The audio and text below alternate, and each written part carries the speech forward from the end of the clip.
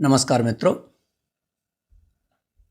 अपने चैनल में सभी श्रोताओं का स्वागत करता हूं।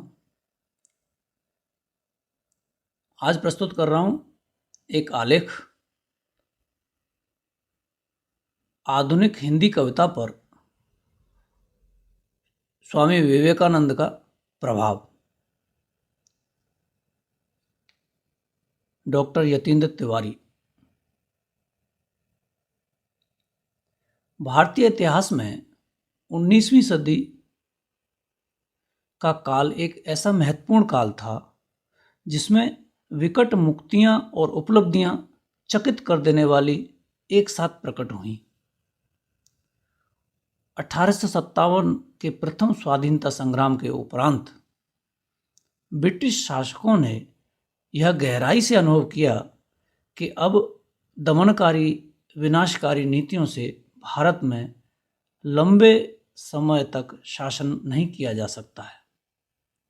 अतः 1860 में उन्होंने कुछ महत्वपूर्ण सुधारवादी नीतियां अपनाईं, जिसके परिणाम स्वरूप रेल, तार, डाक व्यवस्था के साथ साथ पाश्चात्य शिक्षा पद्धति का विकास भी किया। परिणामतः नवीन पाश्चात्य भावात्पन्न भौतिकवादी विचारधारा का वर्चस्व बढ़ने लगा, जिसके कारण भारतीय सनातनी संरक्षणशील विचारधारा तथा भारतीय संस्कृति को नवीन भावापन्न विचारधारा के लोग भारतीय जीवन मूल्यों को कूड़ा करकट, बुतपरस्त तथा अंधविश्वासी विचारधारा कहकर नकारने लगे। इस प्रकार भारतीय सनातनी विचारधारा और नवीन भौतिकवादी पाश्चात्य विचारधारा के बीच गंभीर द्वंद्व उत्पन्न हो गया। वस्तुतः ऐसे विकट समय में एक ऐसे महापुरुष की आवश्यकता थी जो भारतीय जनमानस को पहचाने और भारत सामाजिक विखंडन को रोक सके और पूर्व और पश्चिम की विचारधारा का सूत्रपात कर सके। स्वामी विवेकानंद इन्हीं दोनों विचारधाराओं को एक साथ धारण कर आविर्भूत हुए और इनके योग से भारत में नव जागरण का शंखनाद हुआ। उन्होंने उद्घोष किया, खड़े हो जाओ, सुदृढ़ बनो, शक्तिवान बनो, संपूर्ण उत्तरदायित्व अपने कंधों पर उठाओ और समझ लो कि अपने भविष्य के निर्माता तुम स्वयं हो। अपने होठों को बंद रखकर अंतःकरण को खुला रखते हुए भारत के पुनरुत्थान कार्यों में पूरे परिश्रम से जुट जाओ। तुम्हारे कंधों पर ही भारत और इसका भविष्य निर्भर है। स्वामी जी इस उद्घोषणा का प्रभाव समाज पर गहराई से पड़ा। संवेदनशील रचनाकारों, लेखकों और कवियों ने इन्हें प्रेरणा वाक्य मानते हुए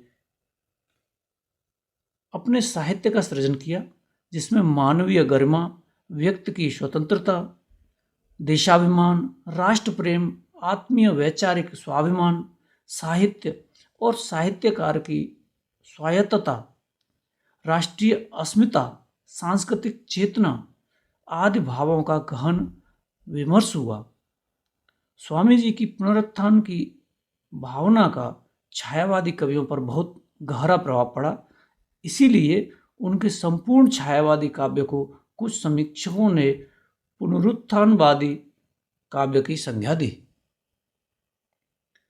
विवेकानंद जी के सभी आख्यानों के मूल में स्वावलंबी, समृद्ध और समुन्नत राष्ट्र का निर्माण, चरित्रवान और संस्कारवान युवाओं के सृजन के साथ साथ राष्ट्र प्रेम, देशभक्ति, नारी शिक्षा, भारतीय संस्कृति की महत्ता तथा अतीत का गौरवगान आदि भावनाएं प्रमुख रहीं।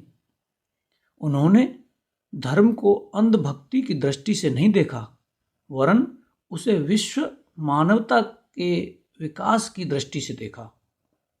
राष्ट्र प्रेम, स्वतंत्रता और स्वदेश अनुराग की छटपटाहट के जो बीज समाज में बोए थे, उनका प्रभावी प्रस्फुटन आधुनिक हिंदी कविता में व्यापक रूप से दिखाई पड़ता है। स्वामी जी के विचारों का प्रफुष्टन भारतेंदु बाबू हरिश्चंद्र और उनके सहयोगी रचनाकारों के साथ साथ कालांतर में मैथिली शरण गुप्त, प्रसाद पंत, निराला, दिनकर तथा अज्ञेय के काव्यों में देखने को मिलता है। आत्मगौरव और देशाभिमान जागृत करने वाली गुप्त जी की यह पंक्तियां उल्लेखनीय हैं। अपने युग को हीन समझना आत्महीनता होगी, सजग रहो इससे दुर्बलता और दीनता होगी। जिस युग में हम हुए वही तो अपने लिए बड़ा है, आहा हमारे आगे कितना कर्म क्षेत्र पड़ा है। ऊपर की इन पंक्तियों में गुप्त जी ने समाज को आत्महीनता से स्वयं मुक्त होने की प्रेरणा दी। विवेकानंद जी नारी शिक्षा और नारी समानता पर अपने आख्यानों में बहुत बल दिया करते थे।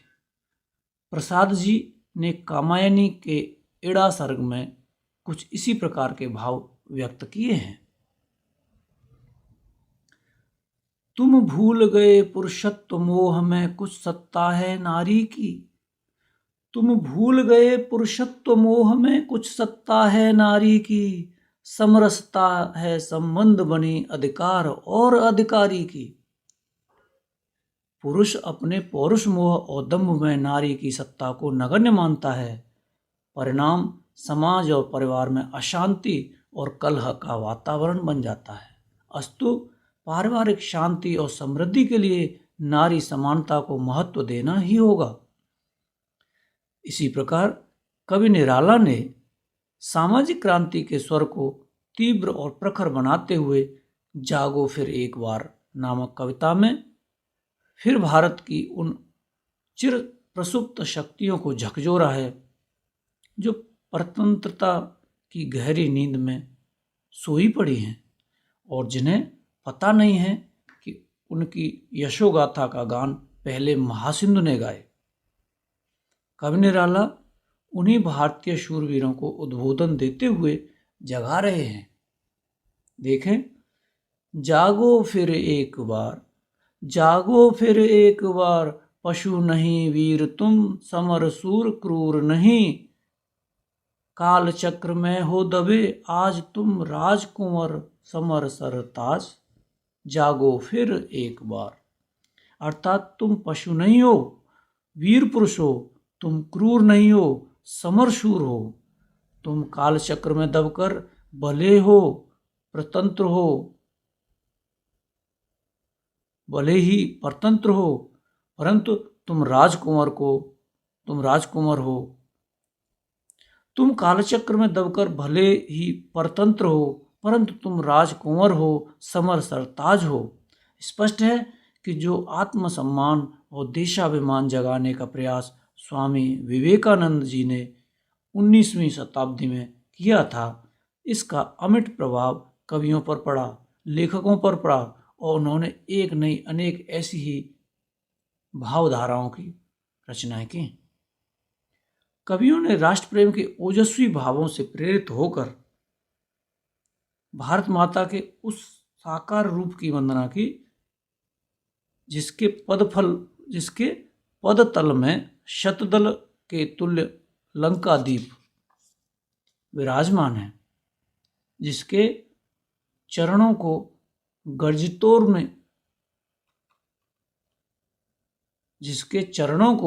गर्जतोर में सागर जल से धो रहा है। तरु तृण वन लता आदि जिसके शुभ्र वसन हैं, गंगा के ज्योतिर्कल कणों का हार जिसके गले में सुशोभित है, हिम तुषार का शुभ्र मुकुट जिसके सिर पर शोभायमान है, जिनकी मधुर ध्वनि से दिशाएं ध्वनित होती रहती हैं। कविता के रूप में जय विजय करे कनक शस्य कमल धरे, जय विजय करे कनक शस्य कमल धरे, लंका पद तल शतदल गर्जितोर में सागर जल, धोता शुचि चरण युगल, स्तव कर बहु अर्थ मरे, स्तव कर बहु अर्थ भरे, तरु तृण वन लता वसन, अंचल में खचित सुमन, गंगा ज्योतिर्जल कण, धवल धार हार गले, मुकुट शुभ्र हिम तुषार, प्राण प्रणव ओंकार, ध्वनित दिशा में उदार, शत मुख शतरव मुखरे। स्वामी जी के नव जागरण एवं देश प्रेम संबंधी भावनाओं से प्रेरित कवियों में श्री माखनलाल चतुर्वेदी, एक भारतीय आत्मा, और बालकृष्ण शर्मा नवीन तथा दिनकर जी के नाम विशेष उल्लेखनीय हैं। इन कवियों ने तत्कालीन राजनीति में सक्रिय भाग लेने के साथ साथ जन जागरण संबंधी कविताओं की रचना कर योद्धाओं और कवि की उपाधि भी प्राप्त की। इन कवियों की कविताओं में देश पर बलिदान होने की भावनाओं के साथ साथ विप्लव एवं विद्रोह की भावनाएं भी प्रखर हैं। यथा स्वत्व मांगने से न मिले, संघात पाप हो जाएं, स्वत्व मांगने से न मिले, संघात पाप हो जाएं, बोलो धर्मराज शोषित वे, जिए या कि मिट जाएं, न्यायोचित अधिकार मांगने से न मिले, तो लड़के तेजस्वी छीनते समर को, जीत या कि खुद मर के। निस्संदेह कवि दिनकर के काव्य में स्वामी विवेकानंद की सी निर्भीकता और तेजस्वता तथा महात्मा गांधी की कर्मठता विद्यमान है।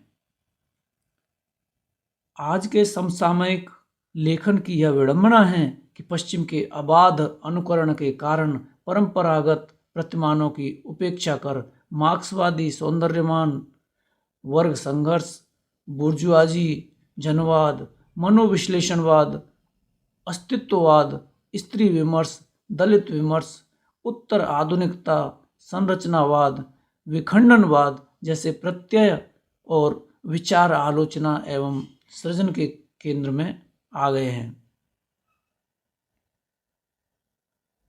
ऐसे आत्म उन्मूलित लेखकों के समक्ष ऐसा परिवेश निर्माण करने की आवश्यकता है कि वे आत्मबोध, ऐतिहासिक नियतबोध से जुड़कर सामाजिक सरोकार जैसे संकुचित प्रत्यय को राष्ट्रीय सरोकार जैसे व्यापक प्रत्यय में समाहित कर स्वयं का भारतीय परंपरा और संस्कृति के आलोक में मूल्यांकन करते हुए सृजन को और विकास का मार्ग प्रशस्त कर सकें। मित्रों, आपने सुना एक आलेख आधुनिक हिंदी कविता पर विवेकानंद जी का प्रभाव। हमसे जुड़े रहने के लिए हमारे चैनल से जुड़े रहें। जिन मित्रों ने अभी सब्सक्राइब नहीं किया है वे निश्चित ही सब्सक्राइब कर लें। धन्यवाद।